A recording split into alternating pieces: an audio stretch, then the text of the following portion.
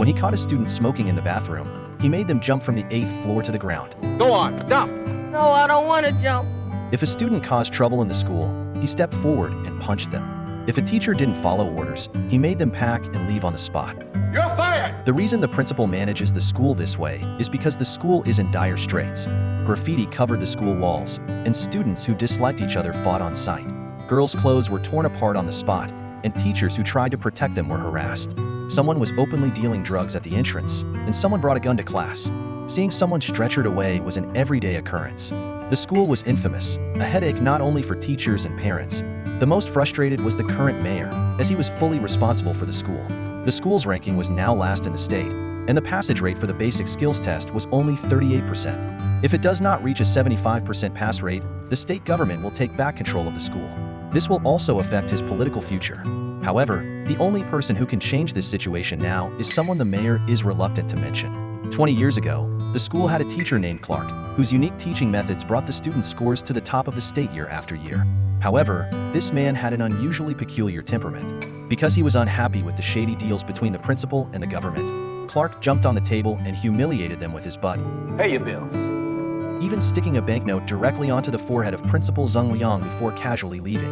Unsurprisingly, he was then sent to teach in a remote town. After the mayor's painstaking efforts, the once excellent school became what it is now. The then principal is the now worried mayor. Although the mayor was completely unwilling, facing his political future, he compromised. The helpless mayor had no choice but to send the director of education to find Clark, yet as expected, he was directly rejected as soon as he opened his mouth. Fortunately, the director of education knew about Clark's rebellious streak and had to stimulate him through reverse psychology. You've talked a lot and are well known, but you haven't really achieved anything so far. If you carry on like this, your life will amount to nothing. On hearing these words, Clark's stubbornness was instantly triggered. But when he returned to the long-abandoned school, he was stunned. The entire school was in ruins, the walls covered with violent and indecent graffiti. It was no longer anything like a school. In anticipation of the new principal's arrival, the former principal had already prepared a series of plans. However, Clark forcefully made him sit down and then gave him a thorough scolding. If you could manage this school properly, I wouldn't be here. Your students can't even pass basic skills, which means they are illiterate. Abandoning all the old rules, my word is now law. There's only one boss in this place, and that's me. He asked teachers to list all the names of hooligans, drug dealers, and villains, arranged for janitors to clean up the school walls first, regularized competent teachers, demoted those who were not, and those who were dissatisfied could leave directly. Because the mayor only gave less than a year's time. If a 75% qualification rate is not reached within a year, once the state government intervenes, they will all be replaced. So everyone is now on the same rope, and to manage this school well, he even brought a professional security team, because he is well aware of what he is going to face here. Soon, the hooligans were called up to the school stage, and for a while, all hell broke loose on the stage. Clark picked up the microphone and tried to calm them down, but these unruly students simply ignored him. Some even instigated throwing garbage at him. Clark tried to get them to sing the school song together. However, when the accompanying music started, not only did no one sing, they also started making noise and causing a fuss. Watching these hopeless children, he then made a bold decision. You're all expelled. You are dismissed. You are out of here forever. I wish you well. The hooligans couldn't believe that the principal would dare to do this and didn't want to leave. Clark had the security clear them out. Seeing that the principal was serious, they launched a resistance, and all kinds of foul language filled the stage. However, Clark was unfazed. As he watched the hooligans on the stage being cleared out completely, the audience gradually quieted down. Clark warned the crowd below that if they did not behave well, they would be next. The only purpose you have here is to learn and strive for the dreams you want. Otherwise, it's a waste of time, and you will fall into the abyss of crime, drugs, and death. If your life isn't successful, don't blame your parents or the white people. Blame yourself because it's your responsibility. Does everyone understand that? Do all of you understand me? Then welcome to the new East Side High. Even after hearing Clark finish all this passionately, the students below didn't react. Instead, they were more indifferent to Clark's speech. That night, the parents of the expelled students found Clark, accusing him of fascistic behavior, and the situation even escalated to a political level at one point, leaving the neighborhood director by their side at a loss. However, Clark countered with humility. One mouse droppings has ruined a pot of porridge, let alone over 300 of them. Although I expelled over 300 students, I also saved the remaining over 2,700 students. These words earned him applause from the parents of the remaining students. Then Clark continued, If any parents feel that it's unfair, why not go to the school with your kids and see what they're doing all day and night? After that, he left the meeting amidst people's praise and curses. When Clark returned to the school, a chubby boy was waiting for him at the gate. He was one of the 300 people expelled during the day, and he was hoping that the principal would give him another chance. Clark checked his record of bad behaviors, smoking, drinking, drug use, all of which amounted to slow suicide. Without a word, Clark dragged him to the rooftop. Since you're committed to suicide anyway, why not do it quickly by jumping off? The boy was frightened into tears and finally realized his mistakes, promising Clark that he would change for the better in the future. Eventually, Clark agreed to give him another chance. Since then, Clark walked around the school every day with his loudspeaker, caring about every aspect of these children's lives, just like his father used to do. In just a few days, he was not only able to call out the names of most of the kids directly, but also knew all about the gossip among them. One day at lunchtime, the chubby boy started teasing a female student again. Clark, seeing him disheveled, punished him by making him sing the school song. He insisted that no one should move during the singing of the school song, but the PE teacher bent down to pick up a piece of scrap paper. Clark saw this and flew into a rage.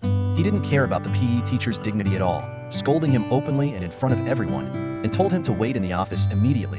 Seeing the students singing the school song all over the place, Clark angrily went to the school's music teacher and ordered him to teach all the students the school song within a week. However, the music teacher, who never liked Clark, gave the excuse of preparing for a music concert and didn't want to communicate with him too much. This made Clark, who was already full of energy, even angrier. He not only canceled her music concert directly, but also publicly fired her. Fine, fired, you will hear from my lawyer! As soon as he entered his office, the PE teacher followed him in. He questioned Clark about what had happened just now, and why he was embarrassed in front of the students. Clark insisted that everyone must follow discipline. When the PE teacher tried arguing with him, Clark simply told him, "You're suspended." The PE teacher angrily knocked over a table. Faced with Clark's authoritarian management, a few teachers left the school in anger for not being able to stand the oppression. However, Clark's strict actions had an impact on the otherwise chaotic school. The classes were no longer messy, and the students began to study in peace. The corridor was in perfect order. However, problems kept cropping up. One day, a drug dealer who had been expelled before snuck into the school and began to beat up a student. As soon as Clark heard about it, he hurried over. The drug dealer tried to leave when he saw him, but was stopped. Confronted by Clark, he pulled out his small knife. However, Clark was not afraid at all and put him down with a clean hook punch. When he learned that a drug dealer had sneaked into the school, he immediately realized that the safety of the students should not be ignored. So he immediately ordered all the school doors to be locked. During class, no one could enter or leave without his permission. However, this action attracted the attention of the parents of expelled students and the media. Beating up an expelled student indicated that he was too violent. Locking the school's doors violated fire regulations. The education director thought he was going too far and asked him not only to reinstate the PE teacher, but also to write an apology letter and make it public. The two had a huge argument over this matter and ended up parting on bad terms.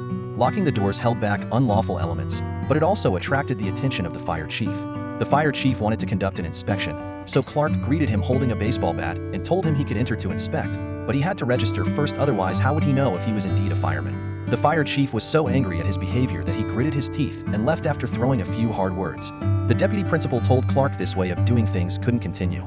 Clark asked him to apply to the government to install alarm doors like those in white-dominant schools, an implementation that was obviously impossible. In reality, Clark wasn't completely ruthless.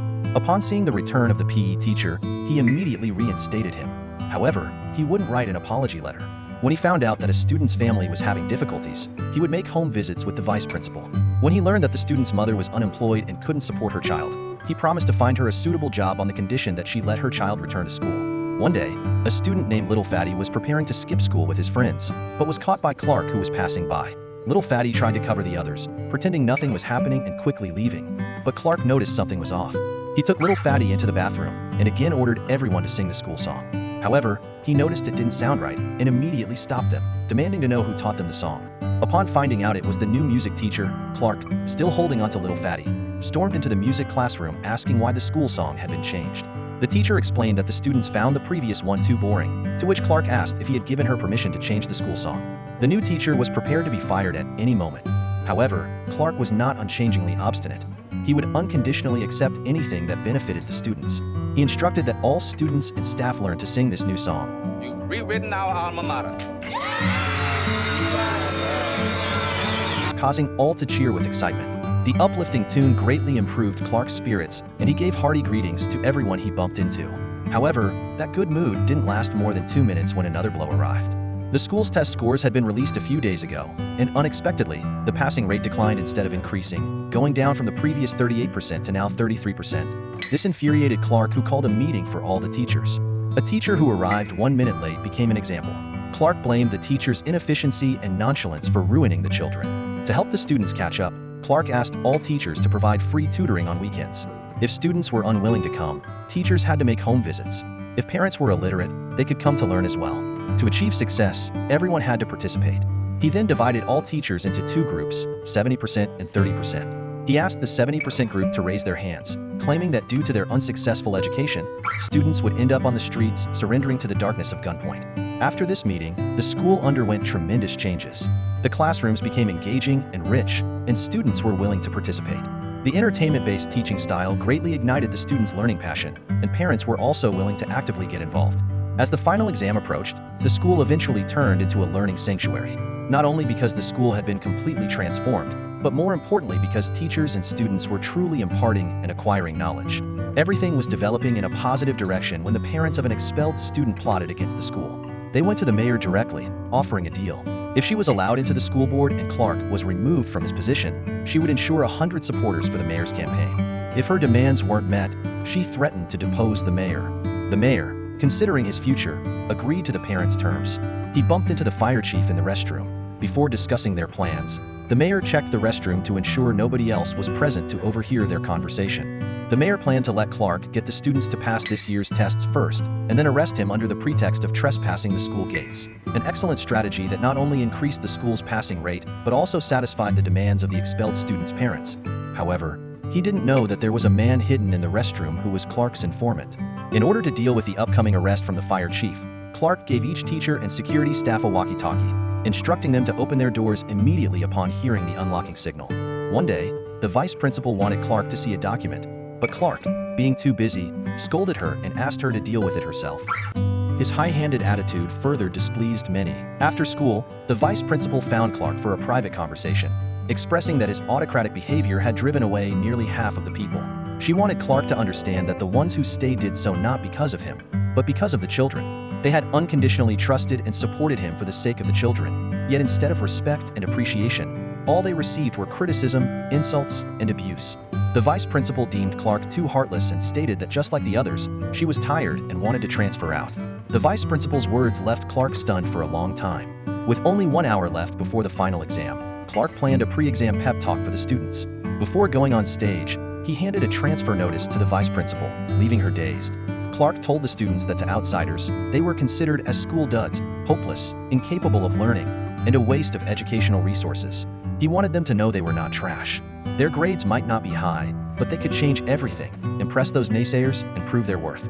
All they had to do was pass the exams and win. The students were immediately pumped up and cheerfully chanting the school's name. Then they plunged into the serious business of taking the test.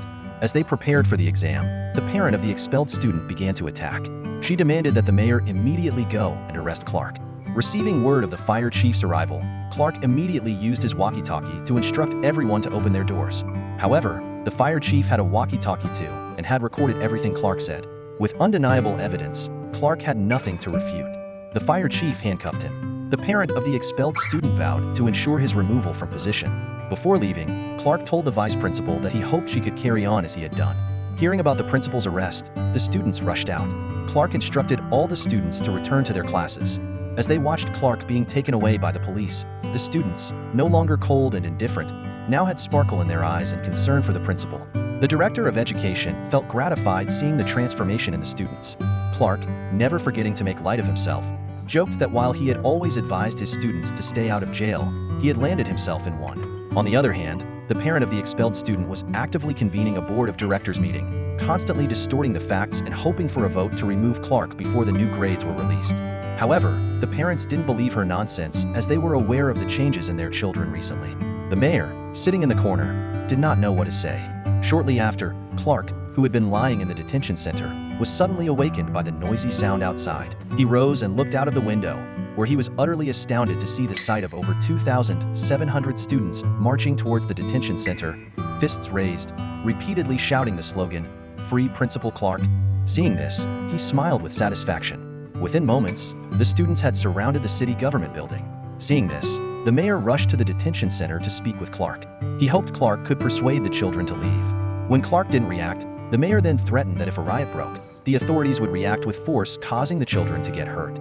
Hearing this, Clark finally got up, but he didn't directly go forward. The woman was smearing Clark using his previous harsh actions.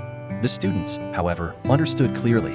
It was Clark protecting them in this manner, so they could focus on studying. Seeing her narrative didn't work, the woman claimed that Clark did not represent the high school. However, a girl retorted directly saying that Clark represented not only the school, but he was also like a father to them, especially to those with no fathers. He was the only father they knew. The woman could only falteringly suggest that they would bring them a new principal. To this, all the students again unanimously shouted, "We only want Clark, release Clark."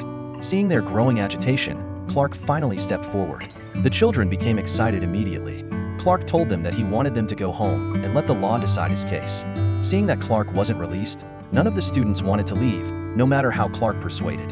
At this point, the vice principal pushed through the crowd with a letter, the results from their basic skills test.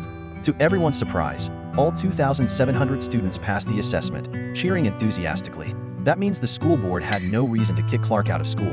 The mayor, expecting Clark to express gratitude, was called over, but instead Clark represented himself and the entire staff and students, You can tell the state to go to hell. leaving the mayor embarrassed and hastily retreating. No longer needed to worry about being expulsed, Clark watched as the students cheerfully sang the school anthem. The iron-fisted principal finally fulfilled his life's value. Lean on Me, directed by John G. Avildsen and starring Morgan Freeman, is a biographical drama movie released in 1989. The film tells the story of a school infamous for violence and crime. Drug abuse, drug peddling, robbery, nearly all forms of misconduct were present among the students. Joe Clark took the reins in this scenario, risking the danger of offending others and possibly going to jail, and massively reformed the school. In the shortest possible time, he improved the quality of school education, thereby saving a school on the brink of extinction.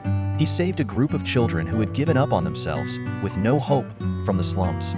Ultimately, his sincere and diligent efforts were recognized by the teachers and embraced by the students. Morgan Freeman vividly portrayed this possibly controversial character. We can feel the student's irritation when he's angrily assertive. We can sense the anger and helplessness of the students and parents when he's authoritarian and cold. Yet, every transition, every warm appearance, is all reasonable. With natural humor and brisk pace, the ending leaves a perfect and moving impression. The iron-fisted principal was not authoritarian but made decisions based on what was best for the students' development. With love as the basis, he was strict with the students. His attitude was tough, but his heart was warm, full of love. In Principal Clark, we saw the love, expectation, and responsibility of an educator for children. With this faith, he made Eastside High a true place of learning. As educators, we too should harbor great love and be strict yet loving teachers.